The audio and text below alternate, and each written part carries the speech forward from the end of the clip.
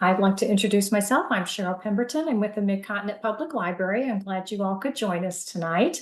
I just have a couple of announcements before we get started. First, if you could keep your mic muted throughout the program. If you have questions, please go ahead and put them in the chat and we'll do a Q&A once Mark's finished with his presentation. And as always, we have a survey that we would like to ask you to complete. If you could, I'll put a link to that in the chat.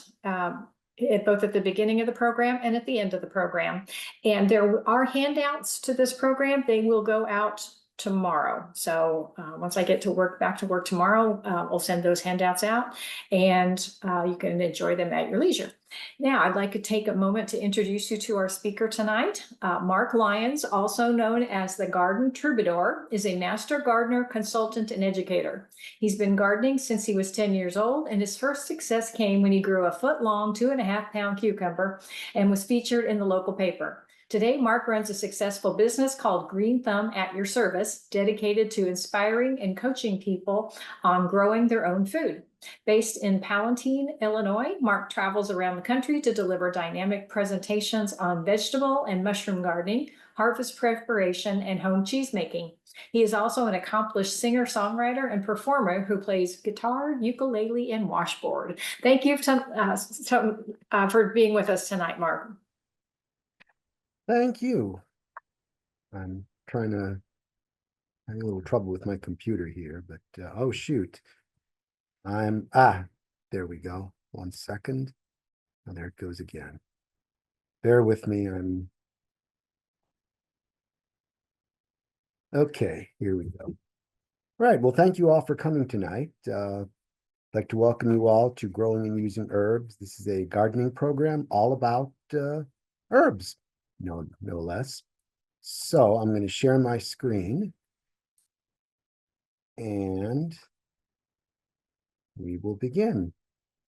So thank you very much for the introduction, Cheryl. And Cheryl already pretty much told you about me, so there's no need for me to introduce myself.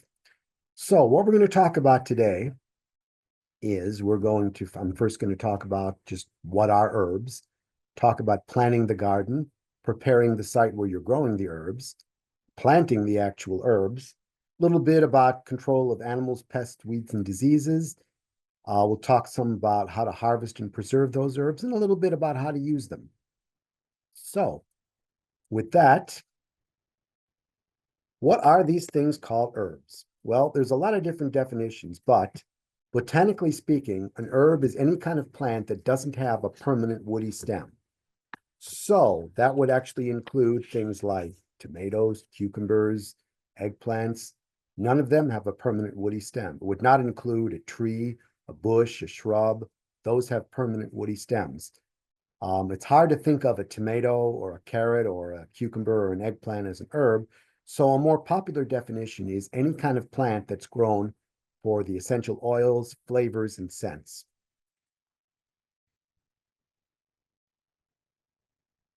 Herbs are very versatile and useful plants. You can see some of the many ways they can be used.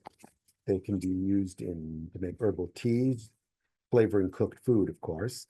You can also flavor vinegars, butters, dips, and mustards. They're used for fragrance, for making potpourris and sachets. You can use them to scent bath water, scent candles, oils, make perfumes out of them. Medicinal uses. Over 25% of our modern drugs contain some form of plant extract as their active ingredient. Some general guidelines to keep in mind when growing herbs. You need good, rich soil that's been amended with compost and humus so that the soil texture and the tilth are just right for growing herbs. You need to put your herbs in a place where they're going to get at least 6 hours of sunlight per day. For most plants, they need anywhere between 6 and 8 hours of sun per day. The plants that are producing fruits like tomatoes and cucumbers, those need the 8 hours. But herbs, since we're growing them for their leafy portion, we only need to give them 6 hours per day. If you can give them 8, that's even better. Drainage is important. If you're where you want to plant them, if the water tends to puddle, you're not going to get much of anything to grow. What you can do is if the drainage is not so good in your yard, you can build raised beds where you can put your own soil mix. That should take care of the drainage problem. And unlike other garden vegetables where you want to use generous amounts of fertilizer, with herbs, you want to go easy on the fertilizer because if you use too much, it's going to decrease the essential oils, and that's what we're growing herbs for. All right, let's talk about the planting. You want to put your herbs where the sun is shining, of course, as I mentioned earlier. You want that at least 6 hours of sun, and you want to arrange it so that the short plants are in the front of the garden on the south end, and the tall plants are in the back. This way, everybody gets adequate amounts of sun. If you do it the other way around, the tall plants are going to shade the shorter plants. This is the latest and greatest version of the USDA plant hardiness zone map. Excuse me. What this represents, this divides the country into different zones based on the average annual low temperature. And what this means for you as a gardener is that you want to be sure that you are growing plants that are within your zone. In Independence, Missouri, looks like you are in one of the zone 6s, 6A or 6B. I can't tell exactly. You probably at one point were in a slightly different zone, like zone 5, but thanks to climate change, things have shifted a little bit. So what this means for you is you want to be sure that you are growing herbs that are survivable within your zone. Now, if you buy from a local nursery, that shouldn't be an issue because a local nursery is only going to sell what grows in your zone. They would not be in business very long if they didn't. Where people get in trouble, let's say you take a trip down to Florida and you find an herb or a flower or some other plant that you just absolutely fall in love with, and you've just got to have it in your garden. So you take it home, you plant it, you get a 35, 30-degree day, and it dies. And you think, my God, what did I do wrong? Well, what you did wrong is you took something where the average annual low gets to be about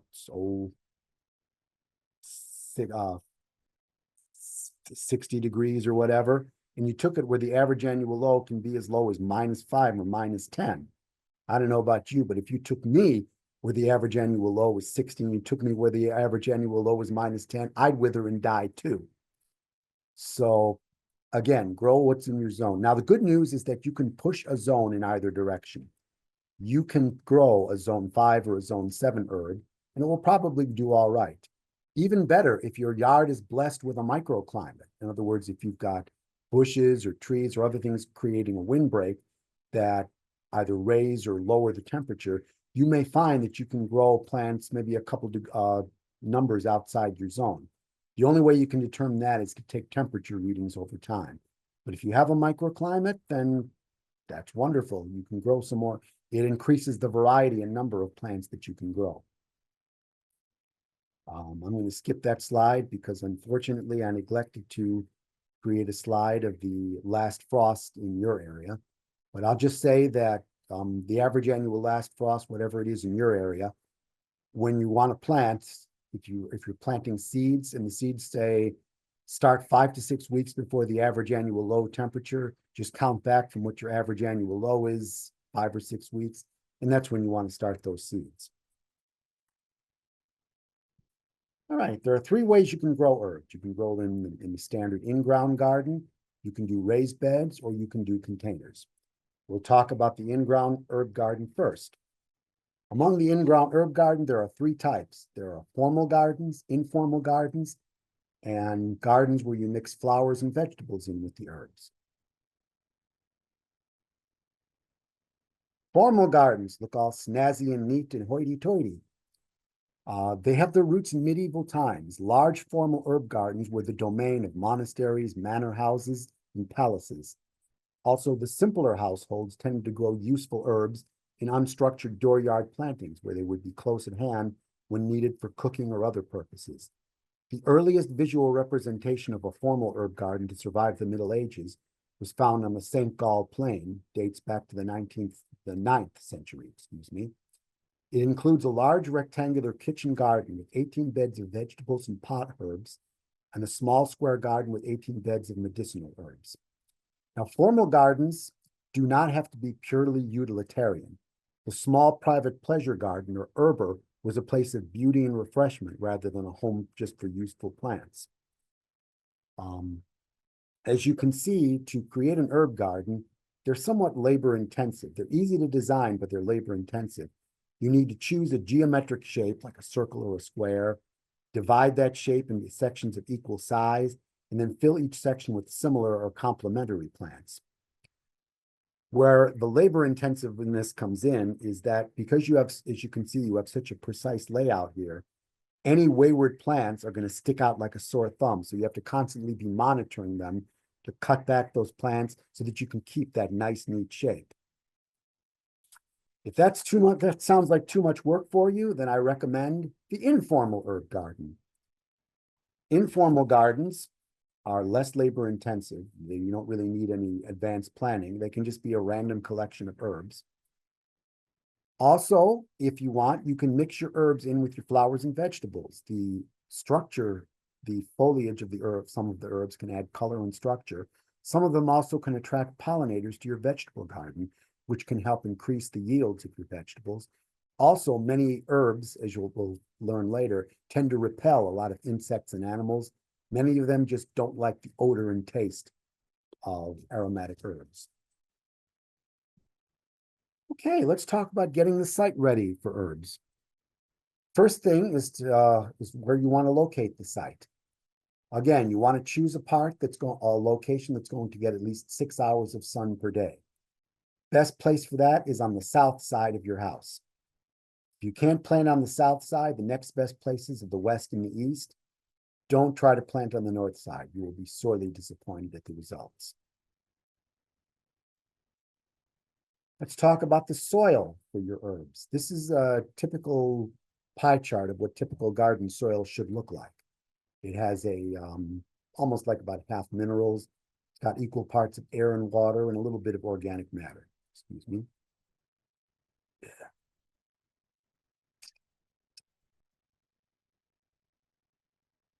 Oh, somebody put water in my vodka bottle. Ugh.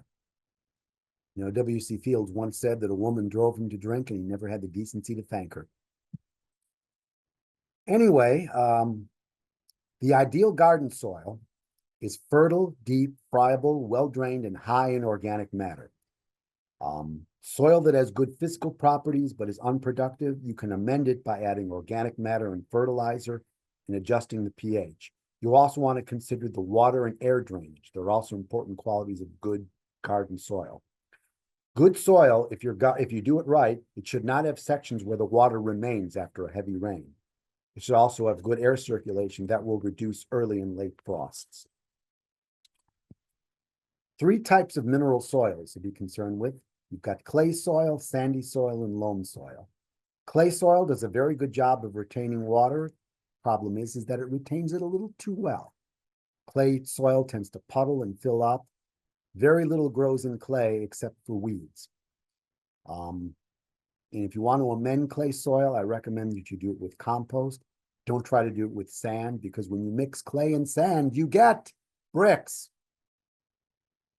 Sandy soil, on the other hand, drains very well. The problem with sandy soil is that it drains too well. It doesn't retain water very well. You have to keep watering it so your herbs get enough water for their roots.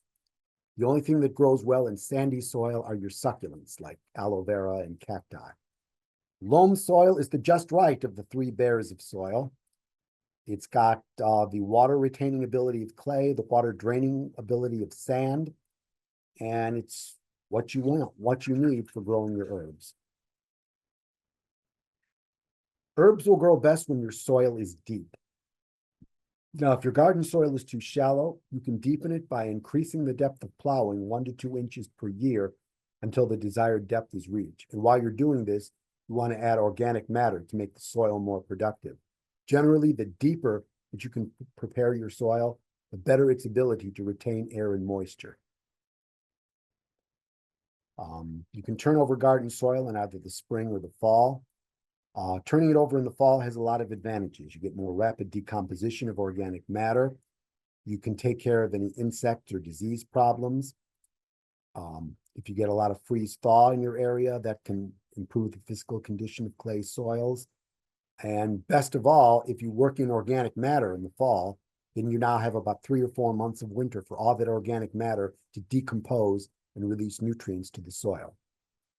Be careful not to work your soil when it's wet because you can compact it. If you want to check to see that it's wet, stick a finger or a ruler or a garden tool down deep into the soil. And if it comes back with soil sticking to it, it's too wet.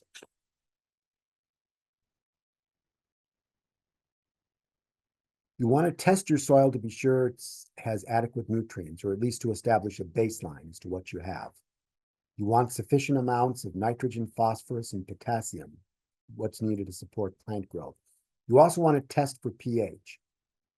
Garden herbs do best with a slightly acidic to neutral pH.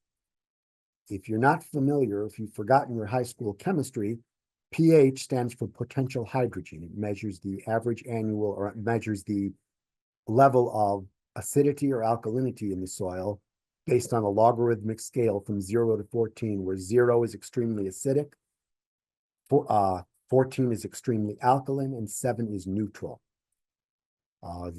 Extremely acidic, we're talking things like battery acid, chromic acid.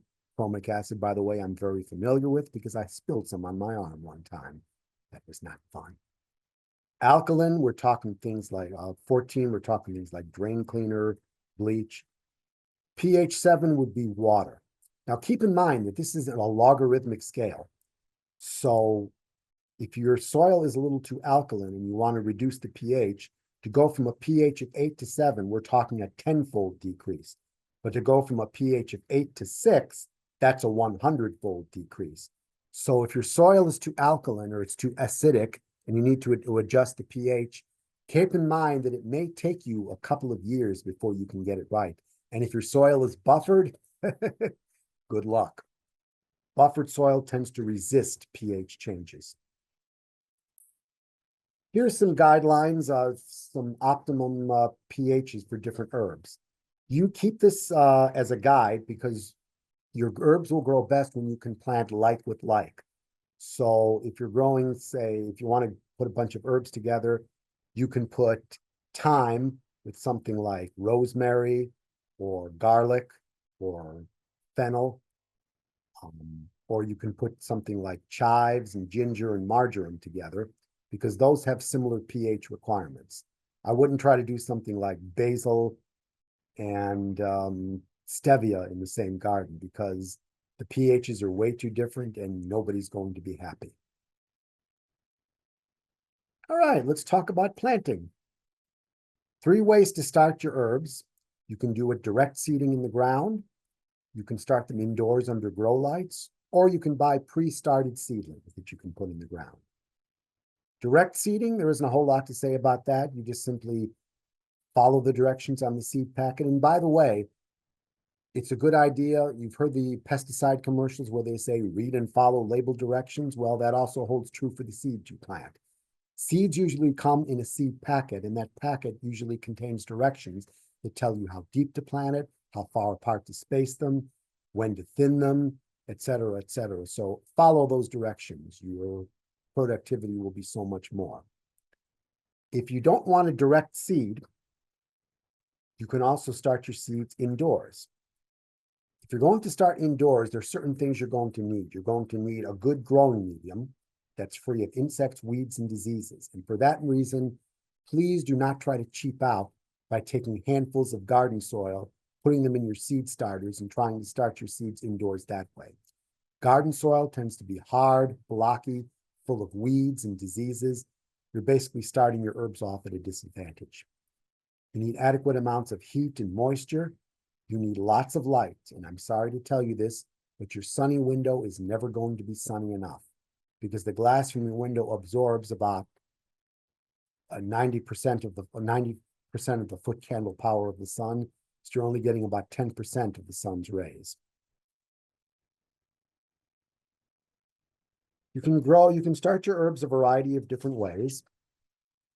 The good old transplant flats, clay or plastic pots. If you're going to use a clay or plastic pot, you really need to wash and sterilize them between uses. Because if you ever had some kind of a disease problem, Those disease organisms can hide in the cracks and scratches in the clay and the plastic. So you want to wash them with soap and water and then sterilize them with a mild bleach solution, maybe like 5%. Peat pots are great for starting herbs because you can just stick the whole thing in the ground when you're ready to transplant. Just be careful not to leave a little bit sticking out of the ground. Sink the top of that peat pot below the soil level. Otherwise, if you leave a little sticking up, the sun is going to beat down on it and wick moisture away. Jiffy 7 or Jiffy 9 pellets are great to work with. They come as flat discs. You simply soak them in water. They expand. You plant your seeds in those. When you're ready to plant, you put the whole thing in there. This is my favorite method of starting seeds. This is the Grow Ease seed starter from the Gardener's Supply Company of Burlington, Vermont. This works through capillary action. It's hard to see, but you've got a water reservoir, you've got your seed starters. In between the your seed tray and your water reservoir, you have a peg stand and you have capillary matting. The capillary matting soaks up the water in the reservoir, and it waters the seeds from the bottom. So this way you get a nice even watering, not too much, not too little. And again, you can buy this from the Gardener's Supply Company of Burlington, Vermont. They're on the web at gardeners.com. Again, I mentioned not to use garden soil for starting herb seeds. The soil mix that you use, you want to have an adequate amount of nutrients and should have a good balance between drainage and water retention. Now, you can buy a commercial pre-made growing media. These are light and they drain well. They contain a little bit of fertilizer. They are made of organic matter like hydrolyzed feather meal, peat moss, et cetera, et cetera. Again, this is my favorite stuff to start my seeds in. This is the germinating mix from the Gardener's Supply Company. Full disclosure, I do not work for Gardener's Supply. They are not paying me to promote their products. I'm speaking as a satisfied customer. If you don't want to buy a commercial growing media and you want to make your own, here's some ways that you can do that. You can mix equal parts soil, sand, and peat, equal parts peat, soil, and perlite, or do 2 parts of soil, 1 part sand, and 1 part peat. Light, temperature, and water are very important. As I mentioned, if you're going to grow herbs in the house to be transplanted later, you really need a good grow light. Now, you can, if you want to save money, you can do the typical shop fluorescent light. Just make sure you mount it on some kind of racking so you can move it up and down, because you want that light as close as possible to the seeds when they first start sprouting, because this way they can get adequate light and they'll be strong and stocky. And as the seedlings grow, you want to be able to move that light up to accommodate for the height. You want to make sure that you water carefully. Too much or too frequent watering will give you plants that are soft and succulent and with restricted root growth. You might also be subject to damping off disease. So that's why I like that Grow Ease seed starter. You get nice, even watering, not too much or too little. When the herbs start showing their true leaves, you want to fertilize with a good starter fertilizer, something that's soluble in water. Please, please do not try to fertilize your growing herbs with Scott's Turf Builder. That isn't going to do you any good.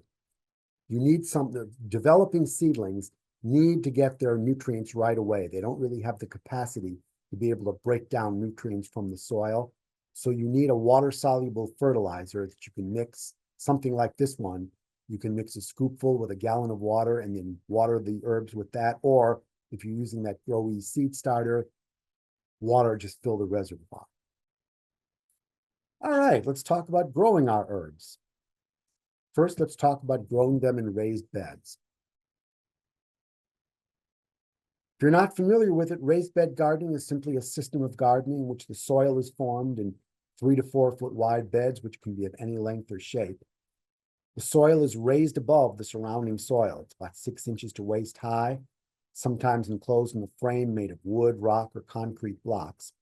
The herbs are spaced in geometric patterns, generally much closer together than in conventional row gardening. They're spaced in such a way that when they're mature, their leaves just barely touch each other. They shade the soil.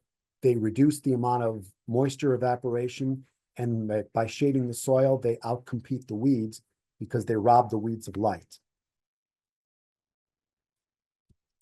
There are several advantages to raised bed gardening, and I've listed some of them here. The soil will warm up quicker in the spring, so you can plant earlier. You have much better drainage. You don't have much compaction because you're not stepping in it like you would in an in-ground garden. You can adjust the soil composition. So I showed you if you've got herbs that prefer a more acidic soil, you can have one bed where you lower the pH to accommodate those more acidic loving herbs. You can have a second bed where you can adjust the pH for the more alkaline loving herbs. It can be a little bit of work to put it together, but once you do, it's easier to maintain. Because again, you can reach across, you don't have to step in it. And weeding is a breeze, you know. Let's face it, when we haven't weeded our big backyard garden for a couple of weeks and we come out to do it and see it choked with weeds, we suddenly remember that we have a lot of Netflix shows to catch up on. But with a raised bed garden, let's say you had 5 raised beds. You go out to weed, you figure, all right, I'll do one. You maybe finish that one in 10 minutes? And you figure, well, that's not so bad. I'll do another one. You finish that one in 10 minutes. Before you know it, you've done all 5 and you've spent maybe an hour at the most. To create a garden, a raised bed garden is easy. You simply select where you want it to be, determine shape and size, get the site ready, construct the bed. You can make it simply like nailing 4 boards together or do something a little more elaborate. Make those frames level and then fill them with soil. Container gardening is an even easier way to grow herbs. This is simply nothing more than the practice of growing plants in portable, small-sized enclosures. There's a lot of the same advantages of square foot gardening, but with a few additional ones. First of all, there's no digging and no tilling. You really don't need any other tools other than a trowel. It's virtually weed-free, or if you do get weeds, it's even easier to weed than a raised bed garden. It can be inexpensive or it can be expensive. That's up to you. If you want to use something like an old tire or a whiskey barrel, that's not going to cost you much. On the other hand, if you want to buy one of these kiln-fired frou-frou containers from Europe, that's going to cost you some more bucks. And especially with the tariffs being slapped on pretty soon, it's probably going to cost you even more money. You can use a wide variety of enclosures for containers. You can also make them mobile, put them on casters or carts so you can move them around. You can put your containers for your herbs on any level surface. Hanging baskets and window boxes are also great places. They're a container garden that you can grow herbs in. You want to make sure you have easy access to water because you have to be running back and forth with a watering can, or in some gardens, they don't even provide the water. You have to bring it in. That gets old very fast. Also, remember that containers look light, except once you fill them with water and soil, then look out. If you want to move them, Hernia City. And if you live in a condo, or if you're on the 3rd floor, for example, and you overwater, you overfill your container garden, the stuff can stain your deck or patio, and it can drip down to your neighbor below you. This is not the way to develop good neighborly relations. What can you use as the container? Just about anything. I was staying in a motel one time in West Lafayette, Indiana, and I just wandered out back and I saw that the proprietor was growing garden vegetables in old tires. So you can grow herbs in there as well. Strawberry pots are great for growing herbs, half whiskey barrels. If it'll hold soil and moisture and you can punch drainage holes in it, you can grow herbs in it. All right, a little bit about fertilizers for your herbs. Generally, a fertilizer is any substance that improves plant growth directly by providing one or more necessary plant nutrients. Fertilizers can be organic, which are derived from plant and animal sources, or they can be inorganic, which means they can be synthesized in a lab. In general, I prefer organic fertilizers because if you feed inorganic fertilizers like Miracle Grow, that stuff is poison because the nutrients are in a concentrated form. You're killing off the web of life in your soil. You're essentially turning your herb garden into a drug addict because there's no web of life. The soil becomes sterile. you have to keep feeding these inorganic fertilizers in order to keep your soil fertile. Organic fertilizers, on the other hand, you've heard the expression, feed the soil and let the soil feed your garden. By using organic fertilizers, you're feeding the web of life in the soil, the earthworms, the bacteria, the nematodes. They will break up this organic fertilizer slowly over time, so you have a constant supply of nutrients. Organic fertilizers are sometimes known as slow-release fertilizers because they release their nutrients over time, so the plants get a steady supply of nutrients as opposed to a quick pick-me-up or a quick fix from an organic fertilizer. All right, let's talk about weeds, pests, and diseases for your herbs, or against your herbs, I should say. What is a weed? Ecologists will define a weed as a plant out of place.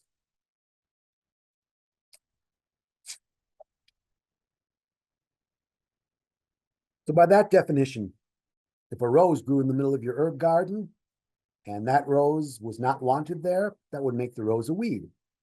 Now, it's kind of hard to think of a rose as a weed, so a better definition is any plant that's unsightly, like crabgrass in your lawn or in your garden, causes disease like ragweed or poison ivy, or reduces yield or just grows where it's unwanted. Be aware that weeds will compete with your herb plants for water, nutrients, and light. They'll also harbor insects and diseases that may harm your herb crops.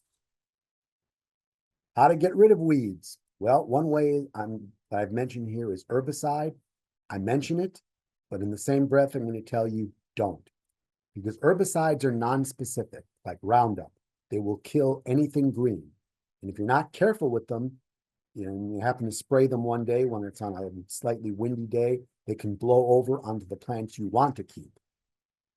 There's good old hand pulling and hoeing, but some people don't like that work.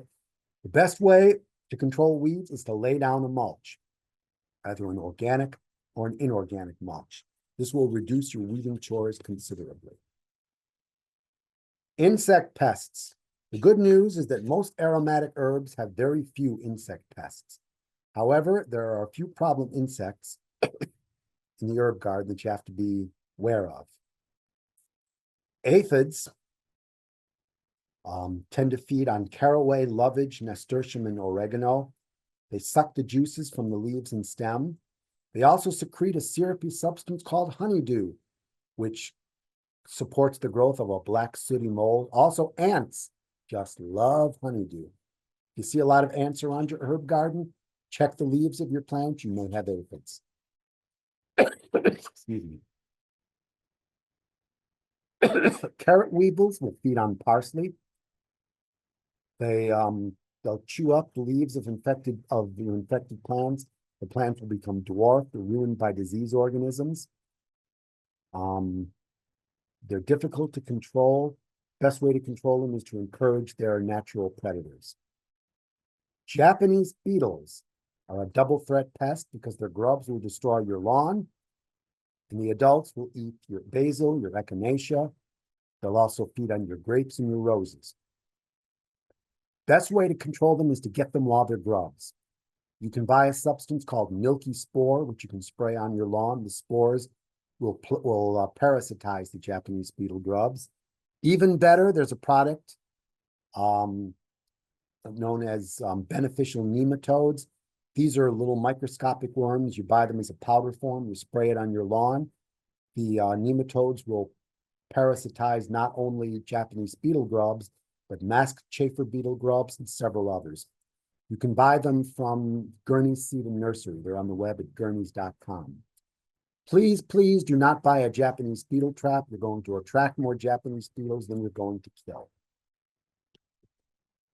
Leaf miners, they actually feed on your herb leaves and create small tunnels within the leaves, or mines, hence the name. The damaged leaves can't photosynthesize, and they're less able to produce nutrients to sustain them. You can control them with floating row covers. They're difficult to kill with insecticides because the insects are buried within the leaf tissue, so they're pretty much shielded from insecticides. They tend to feed on lovage, oregano, and sorrel. Scale insects will feed on bay, myrtle, and rosemary. Severe infestations can cause a yellowing of leaves and ultimately the death of the plant. Slugs and snails, they'll attack the seedlings, the roots, the tubers, young plants. They'll leave jagged holes on the leaves and sticky silvery deposit. They'll feed on basil, calendula, and sorrel. One way to control them is to put shallow pans of beer in your herb garden. Slugs and snails go wild for beer, and I know some people like that too. You can also put a board in the middle of your garden. During the night, the slugs and snails will gather under it. In the morning, you lift that board, they're all there. You can grab them, handfuls of them, drop them in a bucket of soapy water, make escargot for dinner, whatever you prefer. Also, if you have a raised bed garden, put a copper strip around the perimeter of that garden, because when a slug or snail comes in contact with the copper strip, they give themselves an electric shock. Spider mites. They look like miniature spiders. They feed on angelica, germander, lemon verbena, mint, oregano, rosemary, sage, and thyme. Best way to control them is to encourage their predators. Plant echinacea and other flowers that attract their predators. If necessary, you can try using a little bit of an insecticide, but just beware, some of those insecticides will kill their predators, as well as the spider mites themselves. Some ways you can control insect pests: rotate your crops, good sanitation, meaning at the end of the season, clear up any plant debris, because some insects will overwinter in that debris. You can use physical barriers like hot caps, paper collars, things to actually block the insects from getting to the plants. Diseases.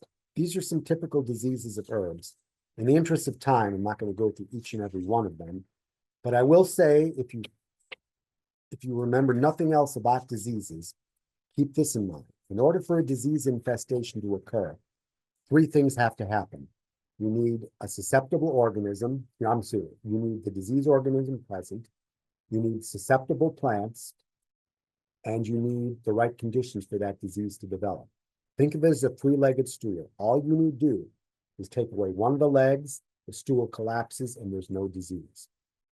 So if, for example, one of the best things you can do is keep your plants well-watered and well-fed.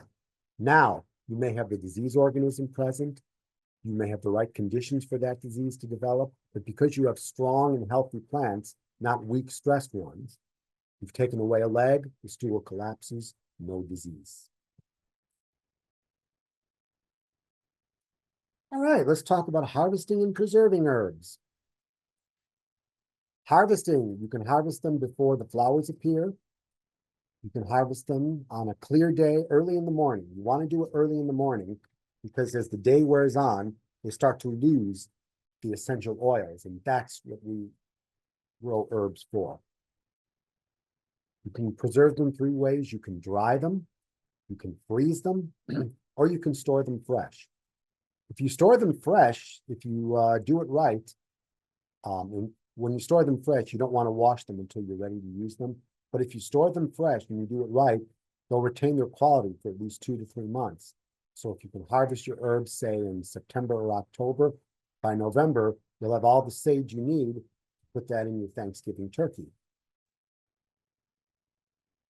All right, so what do we do with these herbs now that we've harvested them?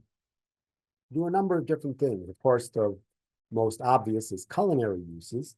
You can make decorations or gifts out of them, and medicinal uses. Cooking with herbs has become very convenient. Herbs can liven up a routine meal. They can add flavor without adding calories or fat. And if anybody out there is on a salt-restricted diet because of high blood pressure, herbs can replace the salt as a seasoning. So you can get flavor without the effects of salt. If you're a home cook, you can harvest all you need from your own garden. You can buy fresh or dried herbs at a farmer's market. Grocery stores also have herbs for sale year-round.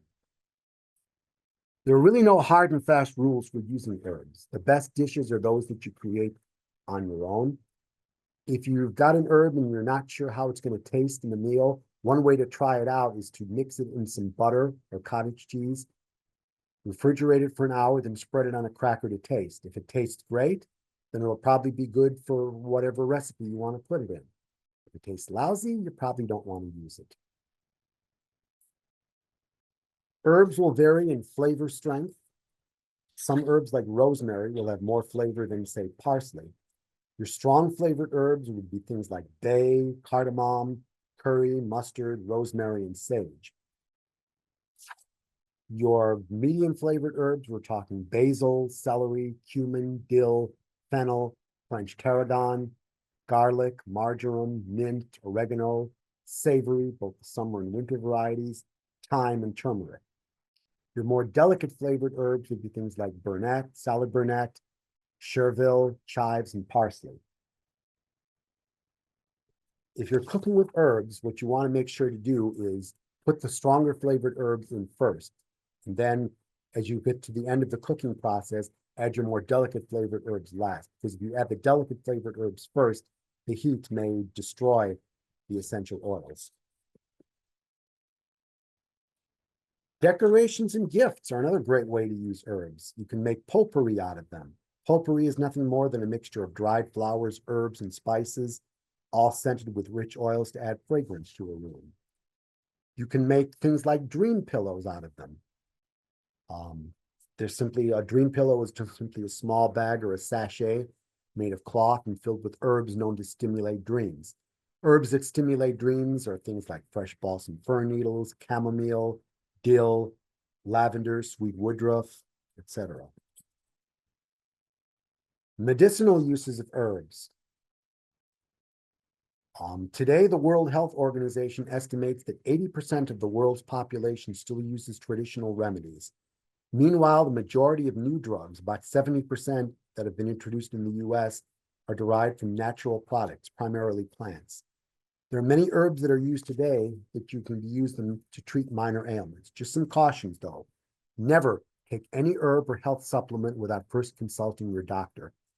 And never take any herb or supplement without your doctor's consent if you are pregnant, nursing, or trying to get pregnant. And never give herbs or health supplements to children without first talking to your doctor. And when in doubt, don't use it. So I'm going to show you just some typical herbs that have medicinal properties. Please do not go around saying that Mark Lyons said it's okay to take these for my condition. Because if you do, I'm going to invoke the Sergeant Schultz defense. I know nothing, I see nothing, and I hear nothing. Basil.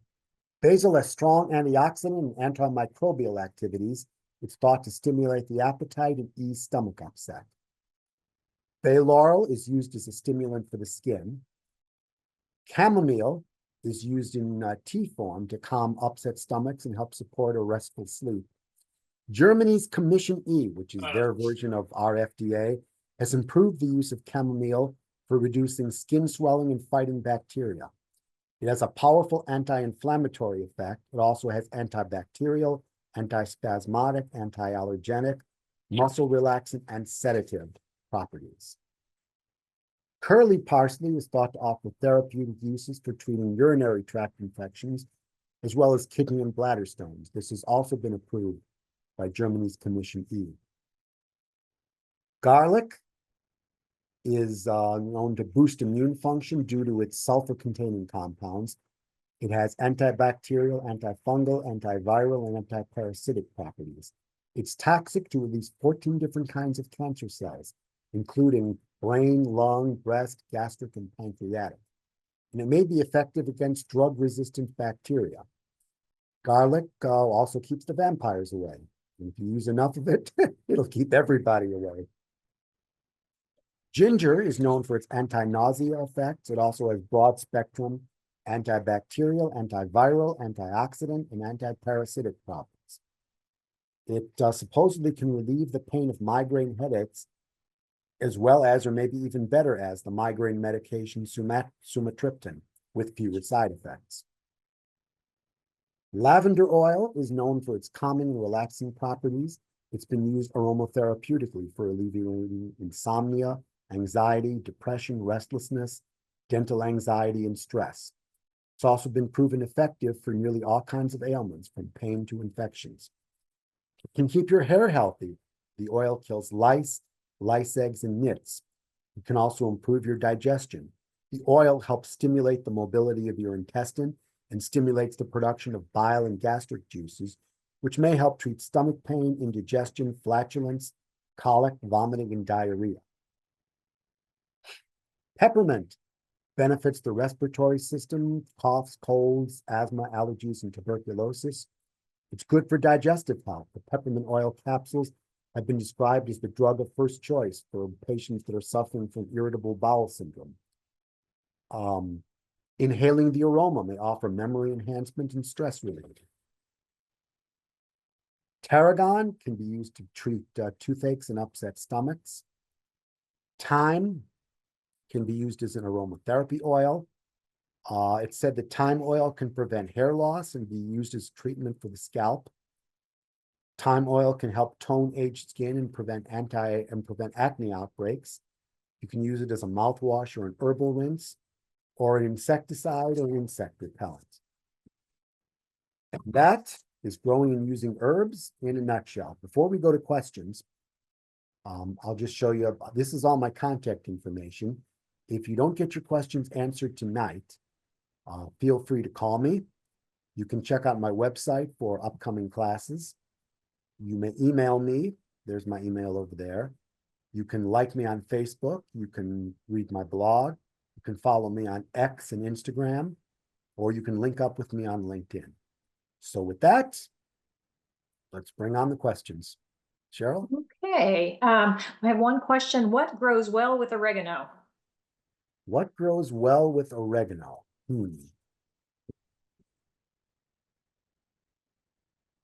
Let's see. Well, first of all, if you look back at that pH chart that I showed you earlier, oops, hang on.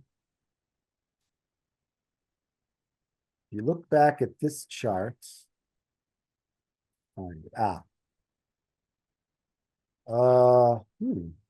don't have oregano in there. I wonder how I left that one out. In general, anything that has a similar pH can probably do well with oregano. I wouldn't put mint with oregano. I wouldn't put mint with anything in the ground because that stuff spreads. Gosh, I'm really not sure. I think just about anything will grow well with oregano. Okay, can you grow herbs indoors? And if so, are special lights required? Question is, can you grow herbs indoors and are special lights required? Yes to the second question. Because, like I said earlier, your sunny window is never going to be sunny enough because the glass absorbs about 90% of the sun's rays, strength of the sun's rays. So yes, if you want to grow herbs indoors, I recommend a good grow light. If a shop fluorescent light takes up too much space, there are LED lights that you can buy that are a little more compact. They're a little more expensive, but you know, there are all different kinds of lights for all different price ranges and all different sizes. Okay, are indoor hydroponic systems good for growing herbs? Are indoor hydroponic systems good for growing herbs? I can't say with 100% certainty because I've never used an indoor hydroponic system, but I would imagine that if you can grow other garden vegetables with indoor hydroponic system, you can probably grow herbs. The only thing I would be cautious about is because you want to go easy on the fertilizer. And if herbs are getting a constant supply of liquid nutrients, you may get herbs that have decreased essential oil and flavor to them. So that's one thing I would be cautious of. Can any herbs grow from a cutting? Can any herbs grow from a cutting? Mint can grow from a cutting. Also, anything in the mint family, like lemon balm, can also grow from a cutting. Okay, we had a question from a handout that will be emailed as soon as the recording is uploaded, and it will only be there for 2 weeks. I'll send the handout at the same time. Keep that in mind. If I buy soil at the store, most Miracle-Gro soils contain inorganic fertilizer. Okay. Okay. Other questions? Yeah, I'm scrolling here.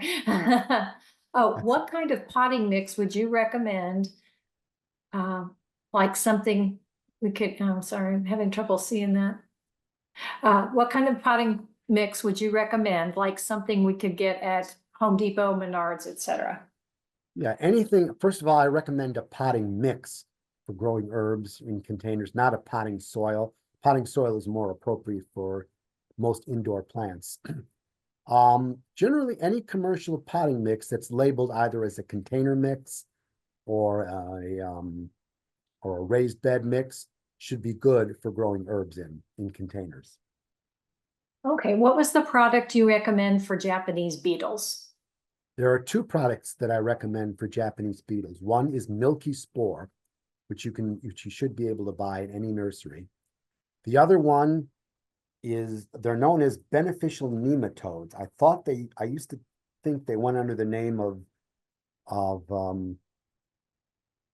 what did they used to call them? Uh, shoot. Well, I can tell you what they're now called. Um, you can buy them at Gurney's Seed and Nursery. Beneficial nematodes, Gurney's Seed and Nursery. Oh, Garden Army multi-purpose nematodes. That's what they're now called. They're called Garden Army multi-purpose nematodes. I don't know if you can see that.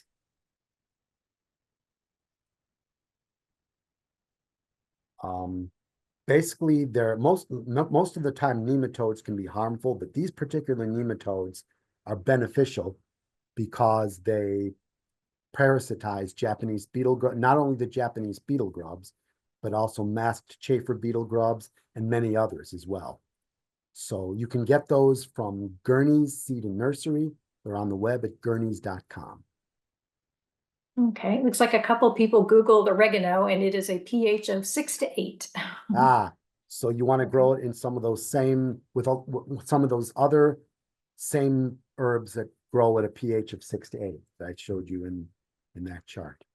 Okay, how to encourage lavender to grow flowers instead of only leaves? How to encourage lavender to grow flowers instead of just leaves? Well, first thing is you want to make sure that you're not overfeeding nitrogen in the soil, because nitrogen is the nutrient that's responsible for producing stems and leaves. Too much nitrogen, like if you feed a lot of manure, you're going to get lots and lots of nice green leaves, but very little in the way of flowers. To get flowers, you need phosphorus in the soil. So you're better off using a commercial complete fertilizer, a good organic one. I recommend either the Dr. Earth brand or one of the Espoma brand fertilizers. That's ESPOMA.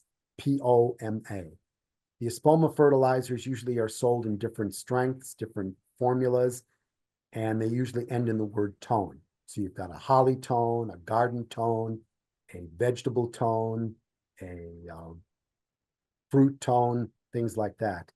So um, if you're not getting enough flowers, you may want to try adding a little black rock phosphate or super triple phosphate fertilizer to your soil. That might help stimulate flower growth. Also, potassium is another nutrient responsible for flower development. So make sure your soil is getting enough of that as well. It was a long-winded answer, but I hope I answered your question. Okay, and actually, I think that is the last of our questions for tonight. So, Okay. um, Um, oh, okay. Yeah. if there are no more questions, I will leave you with this. When the gardener comes around and he's digging in the ground, the gardener is the one who grows it all. If you'll only look and see, I think you will agree. The gardener is the one who grows it all. The gardener is the one, the gardener is the one who grows mint and basil through the fall. And they're tasty and they're sweet, and you know they can't be beat. The gardener is the one who grows it all. The gardener is the one, the gardener is the one who grows zucchini through the fall. And is happy just to share with his friends and neighbors there, because his family simply cannot use it all. Yes, the gardener is the one who grows it all. Okay, Mark, I hate to say this, I spoke too soon. Somebody has one last question. Ah, Let's. fire away. Okay, let me get that. Let's see. I lost my mouse here.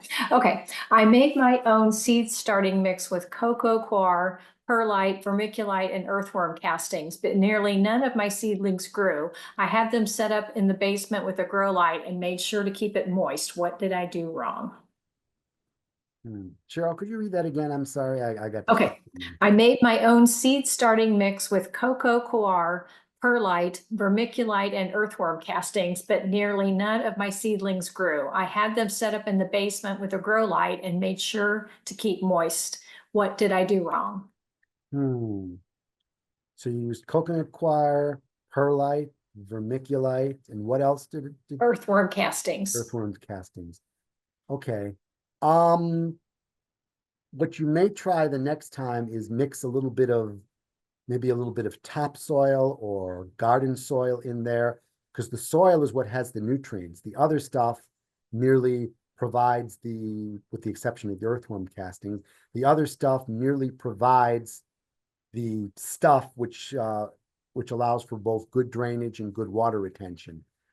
I would also maybe mix in a little bit of an organic fertilizer that might supply whatever nutrients you're lacking. Um, you may also want to just test that soil mix just to see what the nutrient composition is. It's possible that it may be lacking in certain nutrients. Also, it may also make a difference is if you keep that, how close do you keep that light to the seedlings and how much light are you giving it? Remember that plants need some dark as well, because there are certain biochemical processes like the Calvin cycle that take place only in darkness. So if you constantly have the light on, then that may affect their growth a little bit. Okay, that was our last question for the evening.